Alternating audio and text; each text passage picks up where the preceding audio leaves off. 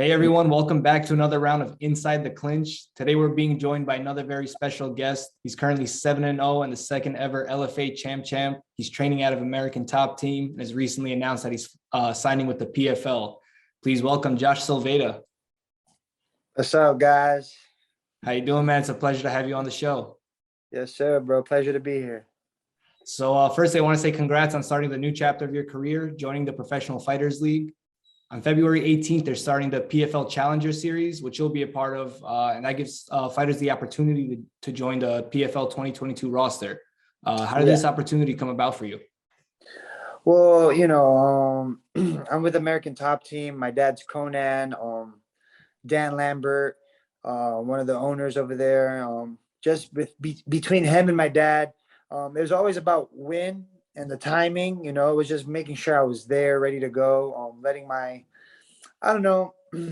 my career kind of develop in the beginning. We didn't know PFL was going to be the choice, but we knew the double champ thing was part of the track. And then I think PFL is just perfect timing. This is going to be the third year. Is it the third or fourth year or something like that? Fourth, I believe, if I'm not mistaken. Fourth year, so they probably tweak some things and stuff. And it just seemed better. Nothing against the other organizations at all.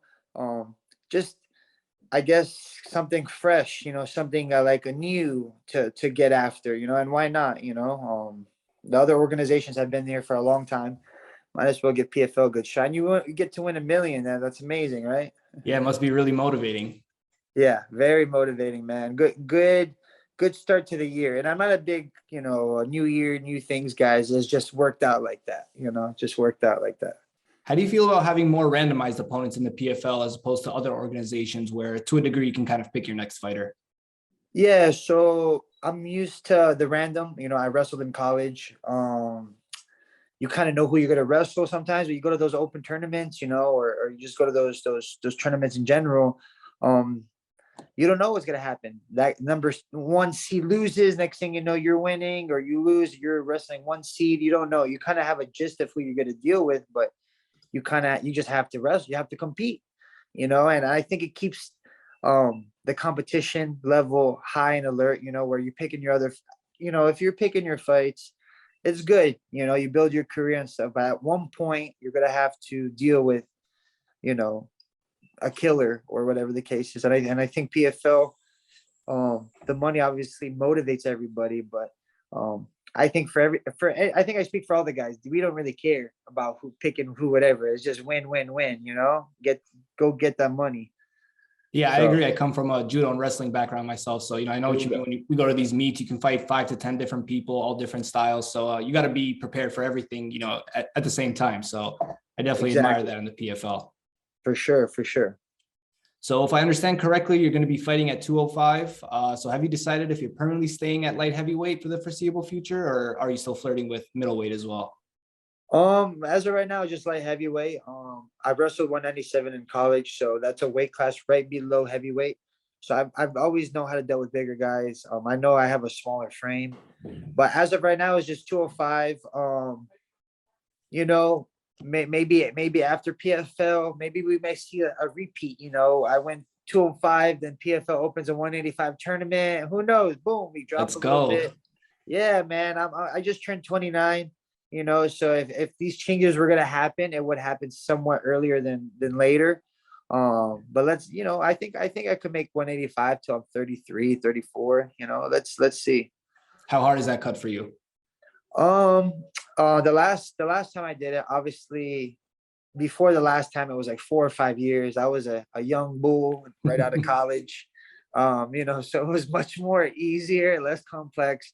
This past one, I'm not saying it was hard, but it was a little, I was kind of rolling around. I'm rolling around in bed, trying to find a comfortable spot here and there.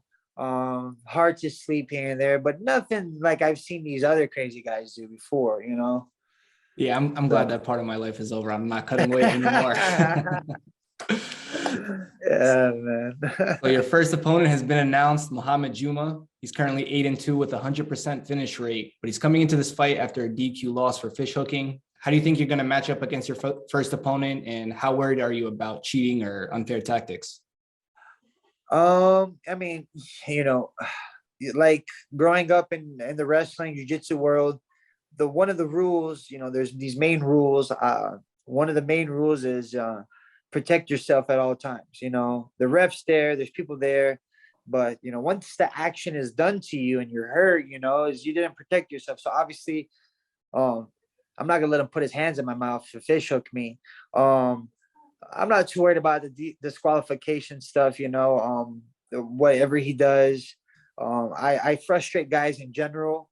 You know what I mean? So if he is getting frustrated and if he does have to do something dirty, that means we're just heading in the right direction. We're in his head. But I'm not too worried about it. I train an American Top Team. Everybody has a right hook. Everybody has an uppercut. But does everybody have chain wrestling? And all these other things that matter. And at my gym, I have no false sense of confidence. These guys are real deal. You get your ass beat, you got your ass beat. You have to go home and deal with that. Where in other gyms, Juma might be the top guy in his gym and nobody's giving him any adversity. So I think he's gonna run into more problems with me than me getting fish hooked or head butted or whatever. You know what I mean? It's not a big deal. Do we And have I'm a prediction? Brazilian, man. I'm Brazilian too, bro. We got some dirty, dirty tricks, man. We got dirty tricks, man. Yeah, you guys are tough as hell too. Yeah. Do we have a prediction for how this fight's gonna end?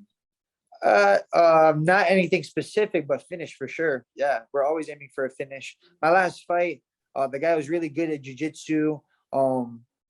And I think the 5 rounds, was my first 5 round where I fought 5 rounds. I think I had to kind of, it was more of an experience. I felt like if I would fight Jared again, I would do things differently and get the finish. But because everyone was a little surprised that I didn't get the finish. But there's a beautiful part about fighting 25 minutes, man. It's nice to be in there, have a lot of fun. I got some good MMA time in, but back to the business. I'm a finisher. Whether I'm kicking him in the head or I'm going to take him down, wherever the fight goes, I'm good. I'm confident. I feel good. I believe in myself. You know. Yeah, you have an 85% finish rate and 70% of your fights finish in the first round. Your last fight was the only one that went to decision. So what do you think sets you apart from your opponents and allows you to perform so dominantly? Because you look like you're miles ahead of your competition. Yeah, man. I think a lot of it is the mentality, I think a lot of it is pre-deciding what's going to happen. And I'm not saying pre-deciding like I'm going to go kick him in the head. Like I already chose to be tired. It's not a surprise, when the tiredness hits you, it's less surprising to me than to other guys, or maybe they're like, man, I haven't been here yet. I haven't been here where I'm drowning in these positions where my father is putting me through circuits and trainings where it's this chaos, but you do it so much in the gym. When it happens in the fight, it's like pure bliss, man. It's like you know exactly where you're supposed to be. And I think it's kind of what separates me. And obviously, like I was raised in this. I don't like to say this all the time because everyone thinks like, oh, your dad, we used to fight, and you have like this special fairy dust on you. But it's just this weird thing where I've seen this sport over and over again, and obviously physically training things you're going to learn, watching it you're going to learn little by little in increments, and me growing up just watching little fights and watching it be a knockout sport, and then all of a sudden everybody was grappling GSP era,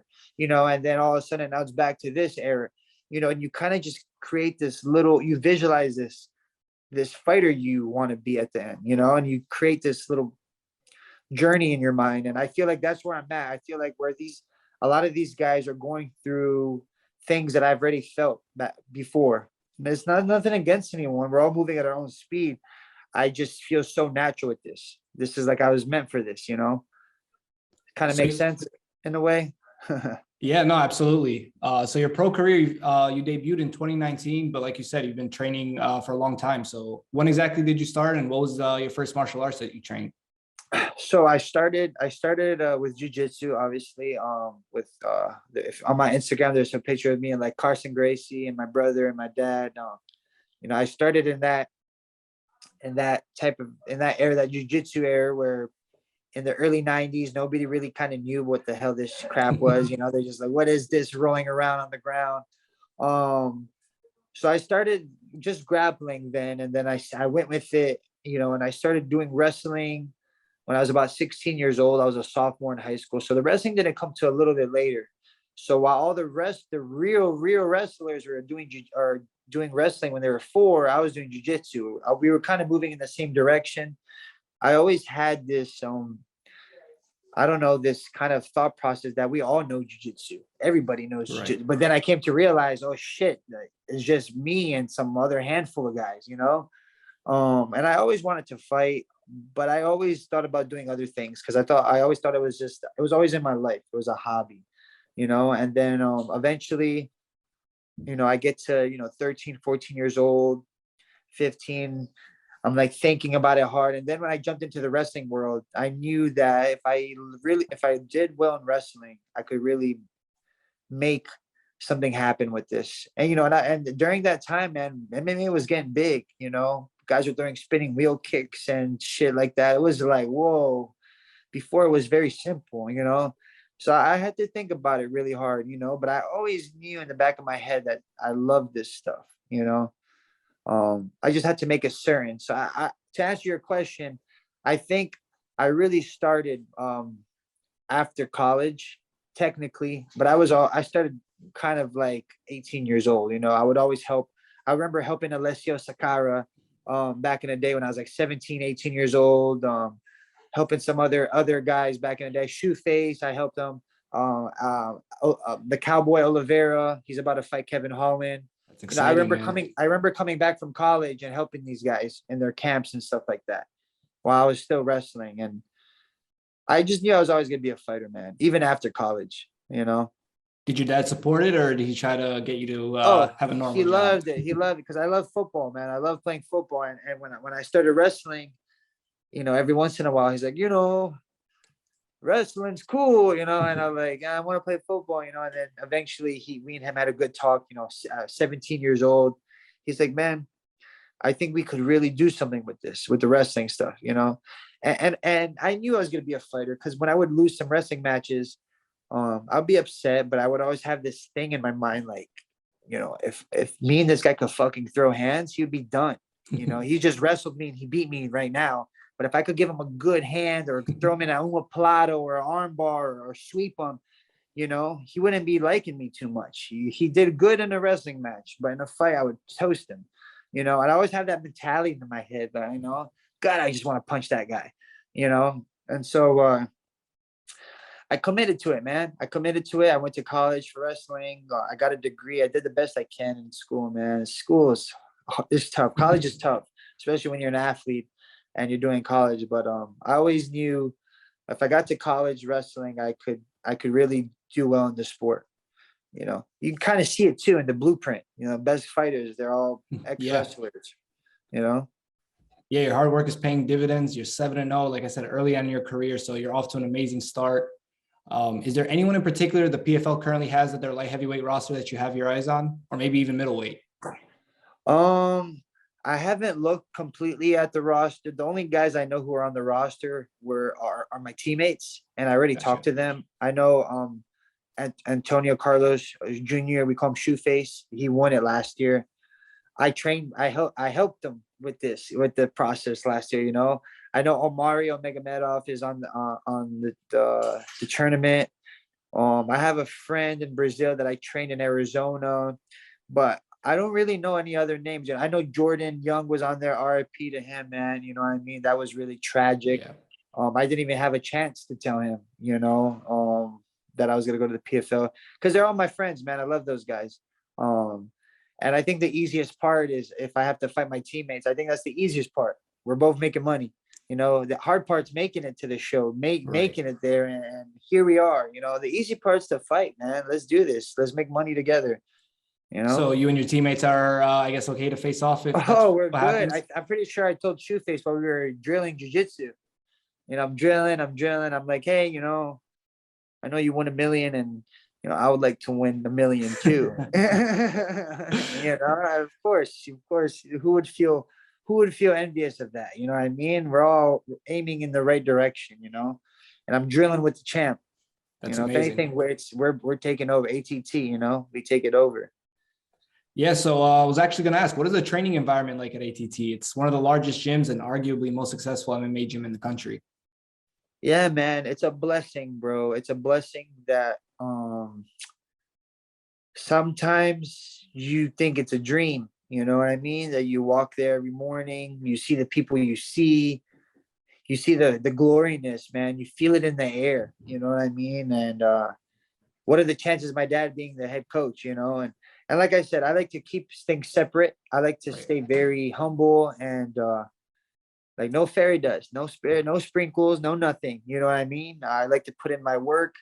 Obviously, having my dad there is it's beneficial. I understand that, but I love it, man. It's just so much successfulness around you, you know, and that's what creating a championship environment, you know. And we're not just any gym. We're very professional in a way of how we do things, the process to get into the gym. You know, it's not just like you walk in and you know, hey, you know, even if you have the good credentials, you know what I mean? It's just good. You feel good. One thing I learned, um, jumping around because I've been to a couple of different colleges in wrestling, and I used to train at other gyms too before I came to American Top Team when I was in Arizona. Um, there is a level of like it seems silly sometimes when a coach does a little bit excessiveness. You know, like we have a coach in charge, we have a CIC, we actually have it on a piece of paper and a schedule. Where like people will be like, oh, that's silly, man. I'll just be there tomorrow. Like, no, man, take this schedule, put that shit on your refrigerator, and treat it like a real job and a real, you know, something real inside where you kind of have this grasp where you're not just training for nothing. You know, you have this mission. You know, I mean, you have these coaches to report to, you know, where you feel. I think in the MMA world, everyone does it so everything by themselves. They feel a little lonely sometimes. You know what I mean? Or Right. they feel like they're bouncing around. Where American Top Team, man, it's like a real team. We're a real team. These guys literally take time out their day, you know, to better us, you know, where in other gyms is not necessarily like that. Sometimes they go around the superstar or something like of that nature, you know. And I'm not talking smack about any other gyms, just ATT. We have a bunch of coaches, man, you know, How and it many works out athletes you well. guys have training out there? Because every time you guys have like a live feed over there, it just looks like Yeah, nonstop bro. like flow of people there just training. On wrestling days and spar days, you better get to the parking lot early, or else you could be parking by the fire hydrant, and that could be risky. You know what I mean? Because bro, they it's packed, man, packed house. You know, I'm pretty sure sometimes I feel like there's 100 people there sometimes. You know, and we have easily over 100. Just some go home, some come back, but every time I'm there, man, there's always at least 50 to 60 people there, you know, at the least, you know. It's a lot of It's talent. crazy. Yeah, man, a lot of talent, you know, a lot of a lot of tough guys and tough gals, man. You know, you're just like, whoa, crap. You know, not every day is a good day. Let's just say that. Yeah. We had a question from a teammate of ours, Pulat. He wants to know who is the real captain of ATT. Is it Kayla Harrison or is it Jorge Masvidal? um, to be honest, we don't really have a captain, but uh, Kayla does take that role in a way when we're jogging. You know, I'll hear like, come on, let's go, let's go, let's go. And everyone's just kind of, you know, hey, I just woke up, you know, I'm warming up still. You know what I mean?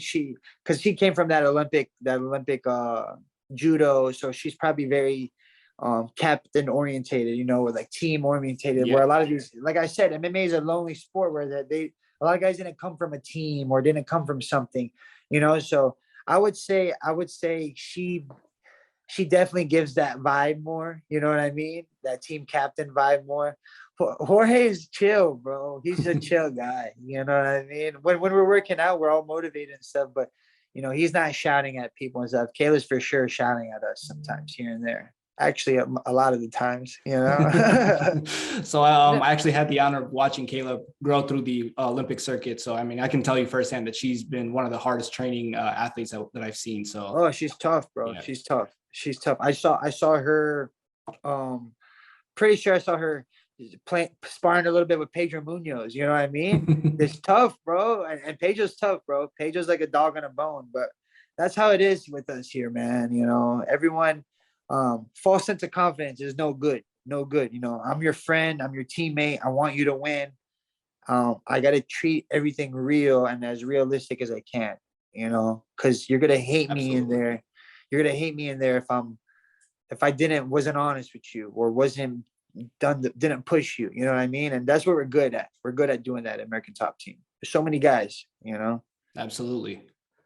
So going back to your LFA career, does it matter to you that you never had a title defense, or is the accomplishment of winning 2 belts simultaneously even more rewarding to you?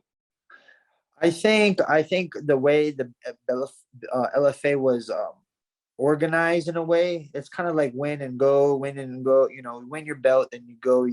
I seen that sort of style with them.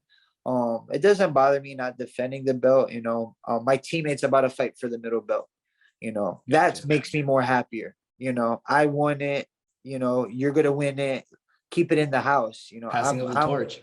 Yeah, pass the torch. I'm cool with that. That, you know, now in a PFL case or UFC or Bellator tour type of situation, of course, man, defend the belt. That's what makes champions freaking live forever. You know what I mean? I'm not just trying to win belts like here. I want to defend belts too. I just felt like the LFA, that was a good step. You know, you got to take the show for what it is. It's a growth show. It's a show for people to grow, get some good wins, get some hardware, and, you know, go make some changes in your life, you know? That's right. Got to cash out. Yeah, yes, sir. Time to go make some money now. All right, man. Appreciate your time. We're looking forward to your debut on February 18th. Is there anything you'd like to say to our audience before we wrap it up? Eric, right? Yep. I appreciate the time. Eric, sorry about me being late. You know, it's No worries, man. The little Brazilian sprinkle in me. We're always kind of, it's just not my fault, man. It's my ancestors' fault. But quick shout out, obviously, American Top Team. They're my love, my pride, my home. I was raised in it. You know, they'll always be by their side, no matter what. Shout out to my sponsors. I could go down the list, but you know, you shout out to anybody who supported me since the beginning, jumped on the train now, or you thinking about jumping on the train, come on in. I'm open arms. I'm not an asshole. You know what I mean? You know, if you didn't believe in me then, believe in me now, you know, and I just got so much to show, you know what I mean? And I'm excited, man. I'm excited. I've been waiting a long time, and I know there's only good things to come forward to. So I appreciate it, guys. Thank you. Absolutely. We're all aboard. We're in your corner rooting for you. So like I said, February 18th, we'll be cheering for you on, we can watch on ESPN. Is that right? I think the PFL tournament's on ESPN. I think the Challenger is on Fubu TV. Got it. All right. We'll It's post on it on our Fubu. socials. Yeah, it'll be at Universal Studios from what I know. All right. Good luck, man. Thank you again for joining. We'll be in touch and can't wait to have you back on the show. Thank you, brother. Appreciate it, man. Have Best a good of luck. one. Best of luck. Peace.